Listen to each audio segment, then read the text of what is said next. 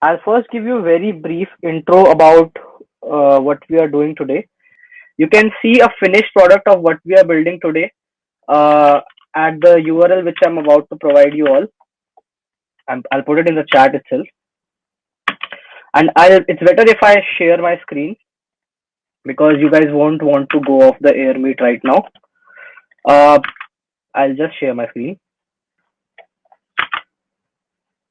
Yep, I think my screen is shared now. So this is the app that we are going to build, and every time, and you can go to search, and you have all these songs. But let's say I want to listen to a song called Demons. Okay, so I can type Demons, and here I find this song. I can click it, and the whole song will load. And after it's done loading, you can see that this is the uh, view of that. Okay, that's the song playing. I got confused for a second.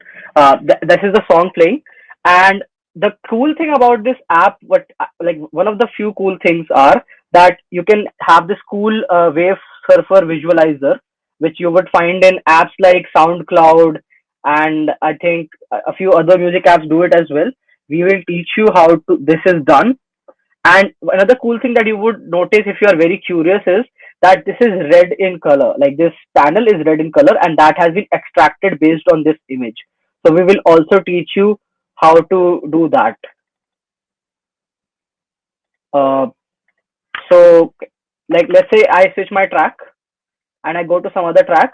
This time the color will be different, and it automatically analyzes what the dominant color inside this album art is, and it uh, customizes it according to that. So this is one of the products, one part of the product that we will be building today. You will get to learn Mongo, Express, React, Node, all the four major technologies that are required for a three-tier architecture. I'll tell you more about what is three-tier architecture, which is one of the very, very, very important concepts of computer science. And I pay a lot of attention when I'm teaching that to the kids at ISTE. So that is the product, guys. So now I'll start with my PPT. This is not a very long PPT. I think most of the stuff here uh, it will be definitions and some helpful images to help you along, but they will not be the main focus. We will code a lot. I'll walk you through the logics. I'll show you the documentations, and I believe that is a much better way to go about learning something. Okay, so obviously, welcome to WebDev, and today we are going to build an amazing music app. So again, let's discuss about the three-tier architecture. So what is the three-tier architecture? Basically, any application that is distributed. You see most of the websites that you see are an example of a distributed system, right? The presentation happens on your local device, but the code, or you can say the files which are required for rendering that website, are actually present on a remote server, and probably the data that is being injected in that file is coming from a database. So basically they are in most of the scenarios, or you can say most of the you can say applications, there are three different layers to any piece of software, right? Like if you consider, let's say, the music app that we are building today, the front end will be built on React, so that is the web or presentational layer which you can see. Next is the application layer, which is actually the Express API that we will build, which will handle all the business logic like searching and serving the music, and delivering the links to the images and the tracks that we are going to add to the app. And third is obviously the database layer, which we will be doing in MongoDB. Okay, that is our database layer, and this together comprises the three-tier architecture. And most of the applications today, barring a few exceptions, generally follow this trend. Okay, this is a topic of core computer science, but I felt that this is worth mentioning here because of how important of a role it plays in most of the applications that we build in our day-to-day life. So that is the three-tier architecture. So first of all, today we will be building the backend, which will be done in Node.js, MongoDB, and we will test it using Postman. So you will get to learn three new technologies just in the backend, and that is barely scratching the surface of this workshop. But let's get started. Uh, these are the technologies that you would require: Node.js, MongoDB, Postman, like I said, and the backend framework will be Express, which is one of the biggest and most in-demand frameworks in Node.js world right now. And Git Bash is optionally required for Windows. And if you're on Linux or Mac OS, you don't need to have Git Bash. We will be using some very basic functionalities of Git Bash.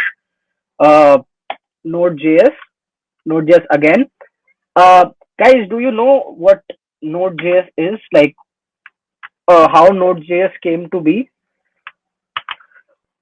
Uh, Basically, every single browser that we have right now is based on a JavaScript runtime, right? Like uh, Safari has their own runtime. Most of the browsers today use Chrome's runtime, which is called the V8 JavaScript engine, right? JavaScript runtime. And basically, the developer who made Node.js beforehand, like JavaScript used to be restricted only in the front end. Like it was used for presentational purposes. It was used to enhance the functionalities of front end websites, client side websites. But later on, as the community which was behind JavaScript grew, it began to be standardized, because in the olden days of 1990s, Internet Explorer used to have a different JavaScript implementation compared to, let's say, Netscape Navigator, which was one of the biggest browsers of that time. So when JavaScript became standardized, one of the developers, they took the V8 open source, like the whole Chromium is open source.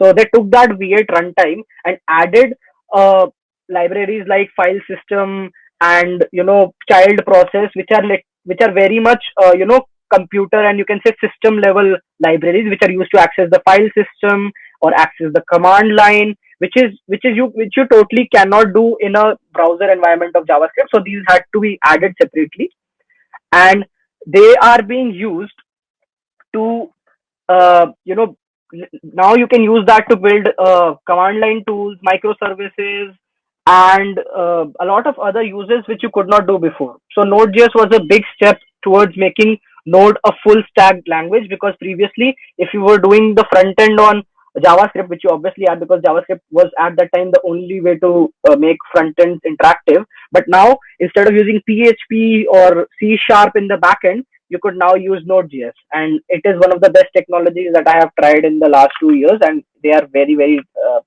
versatile. Uh, cool. So moving on, what is Express? Express is the framework that we use to build web web applications in Node.js. Basically, APIs. If you have ever heard of the term API, which is how you can basically perceive it as a waiter. Every time you go to a restaurant, there is the kitchen which makes the food, and you are the customer. But the person who actually serves that food to you is the waiter is can be perceived as an API. Okay, so that is done using Express. You can build web applications without Express as well, but there are a lot of functionalities that are inbuilt to this Express framework, which will help make your development process very easy. Like, come to think of it, today the code that we will write for the backend can be written in 3 files or 4 files at max, right? But if you were to do this without Express, it would have taken you months to build it, and today we are going to build the whole thing in just a couple of hours. So that is the difference a good framework can build, bring to your workflow. And we will be using Express. Why use Express? Obviously, it is one of the parts of the MERN stack, which we will be teaching you today. MERN stack again is Mongo, Express, React, and Node.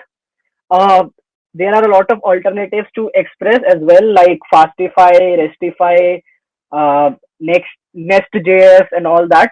But Express is I think, the most starred backend development Node.js framework on GitHub. So it is very, very popular.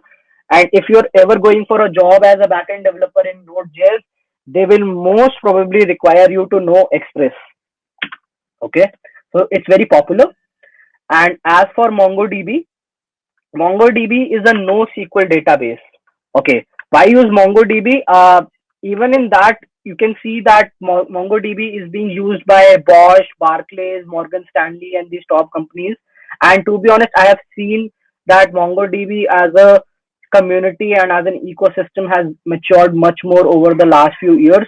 I think one of the favorite services that I like using in the backend, in the backend scene is Atlas, which is the hosted MongoDB service which they have, and I like using that a lot, and I recommend it to every single junior that I have that you go ahead and try Atlas. And today we will be giving you Atlas keys to try and test MongoDB so that you can code along with me.